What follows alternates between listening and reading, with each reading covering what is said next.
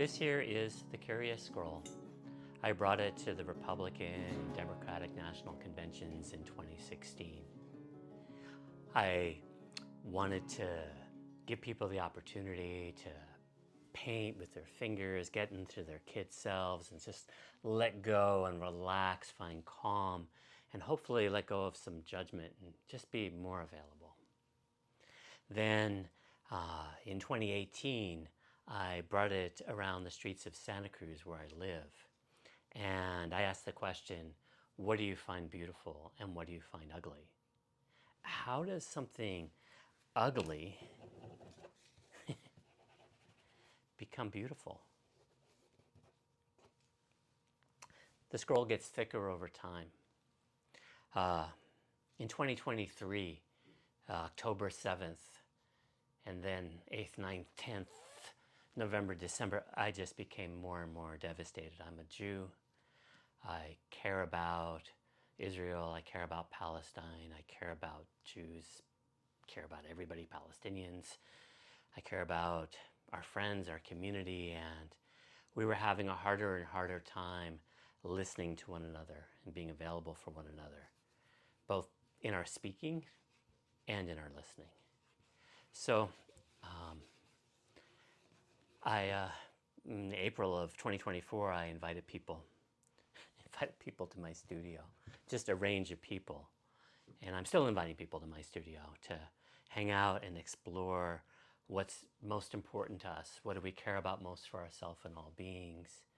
And what's hardest for us to hear? What's hardest for me to hear? And how can I find my calm? How can I become more available so I can step into the shoes of the other, so I can understand and listen to understand and be more available for myself and all beings? How can we all do this?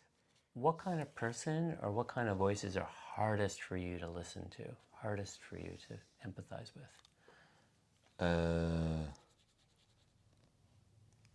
Just anything hate, anything that's,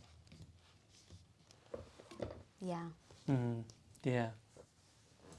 It's just not being willing to see the other side. Right. Not being willing to see the other side. Yeah. You know, these pro-Palestinian protesters, they come and they disturb things the temple does. They do attack Jewish people. And you know that they have on campus as well. And that's very hard to stomach for me. Yeah. But when it comes to a person explaining me intellectually why killing kids is legit, I'm like, listen, I don't care about it. But if he will share with me why he's afraid of Palestinians, that's a different story. Yeah, like this happened on October 7th and unprovoked. And just to call this unprovoked. Okay, yeah, How so... can you call this unprovoked? Great, okay. When somebody is just telling me the way that it is, because if I hold my opinion, clearly I just have no idea what I'm talking about. I think that's the way this, you just don't understand. Would you be willing to paint that vibe coming towards you, the you just don't understand vibe? So if we were here with a person like that, you know, how would you empathize with them? Like what would come up for you? Or what would you want to ask them? Or how would you be with them? Somebody who's kind of Oof, that's hateful. making me instantly emotional. I don't know. Oh, comparing Israel to Nazi Germany. Yeah. Right. Calling this war a genocide. Right. You know, you could tell that given the choice and the power, they would destroy Israel and kill every Jew in Israel.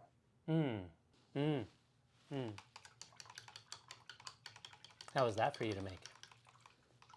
Yeah, darkness and blood. Darkness and blood. Has a fiery feeling to me. Yes, flames, yeah. So this is all of the arrows, the slings and arrows of you don't know what you are talking about and you don't understand. Yeah. Coming out of the mouth and then causing some more heartbreak. For you. That's you, right. That's Hearing there. that, Yeah, so let's practice. How can we listen to that one? They're hard to listen to. Yeah. Someone is saying, they're saying lies, it's unprovoked. Someone who's not seeing it. Well, basically, it's doing that. Okay. You know, It's doing it to your figure. Ooh. yeah. It's erasing your figure right there. It's erasing my figure. Which is beautiful and going away. Yeah. I really get upset when people say things like, there was a ceasefire that's denial of the occupation. There was a ceasefire on October 6th, which technically is true. It was a ceasefire from the other war, Sure. the previous war Right. with Gaza. Right. But just days before that, settlers set fire in Hawara. I think an image of a mask, but like mask. an eye mask. An eye Like mask. they just don't want to see. Here's the image that comes to mind, like Yeah. a black mask with hearts on it, because people really want to believe that life is good. And life can be good, you know. Just So how do we listen to this voice? What is the point of having compassion for someone who wants to kill you? It's a beautiful question. Yeah, I love it. For me, I